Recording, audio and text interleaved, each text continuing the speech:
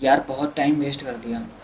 तो जब पहली बार मैं अपने गांव से शहर में आया था गवर्नमेंट जॉब की तैयारी करने के लिए, तो मैं अपने गांव के पास में एक शहर है वहाँ पर रहा था। तो जिस बिल्डिंग में मैं रहा था तो मेरे साथ में थे करीब 8-10 लड़के थे। वो सारे थे पढ़े लिखे थे, अच्छे इंटेलिजेंट, अपनी कॉलेज स्कूल के टॉपर्स थे सारे।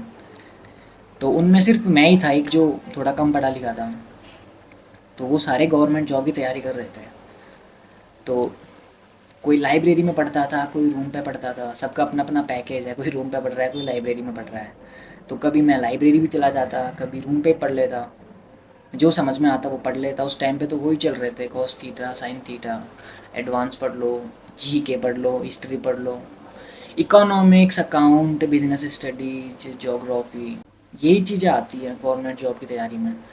तो ये सारी चीज़ें पढ़ी, वो कहीं भी काम नहीं आई। जब तक एग्ज़ाम दिया तभी काम आई, उसके बाद कहीं काम नहीं आई।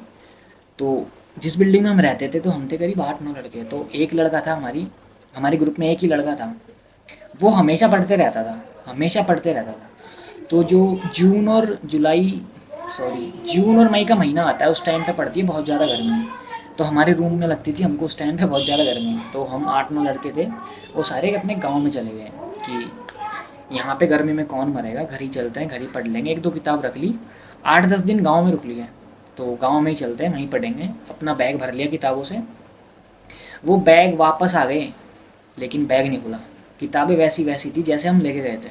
तो वापस पहुंच गए रूम पे। जो एक लड़का था ना, वो उसी गर्मी में पढ़ रहा था।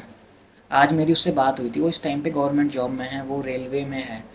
तो मेरी उससे बात हुई थी, तो मैं उससे बोल रहा था कि यार ये बात सही है यार, कि मतलब जैसे सपोज करो मैं अभी पढ़ रहा हूँ, तो मैं सीधी सी बात है जो और लोग अपना टाइम वेस्ट कर रहे हैं उनसे तो आगे निकल ही जाऊँगा। तो जैसा तेरे साथ हुआ था, क्योंकि ये इतने सारे जो 9-10 लड़के आएंगे जो गांव चले गए थे, इनका सिलेक्शन तो नहीं होगा।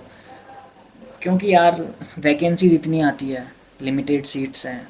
तो ये जो लोग बोल रहे हैं कि इतनी गर्मी में हम गांव जा रहे हैं, अब इनको लगता है कि इन्होंने बहुत तैयारी की थी, इनका सिलेक्शन नहीं हुआ। इनकी तैयारी इसलिए नहीं हुई क्योंकि जब तू पढ़ रहा था ना तो ये अपना टाइम वेस्ट कर रहे थे।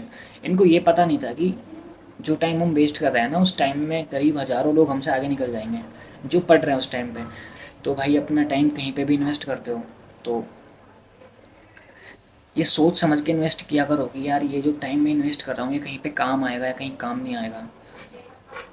तो जितना भी टाइम हम वेस्ट करते हैं ना, उस टाइम पे बहुत सारे लोग हमसे आगे निकल जाते हैं, क्योंकि हमने अपना टाइम ख़राब कर दिया और किसी और ने उस टाइम का यूज़ कर लिया। तो सिलेक्शन तो उसी का होगा, क्योंकि उसने टाइम दिया है भाई। तो टाइम वेस्ट मत करो यार, टाइम ना बहुत फास्ट निकलता है, तुम्हें पता भी नहीं चलेगा कि कब टाइम निकल गया।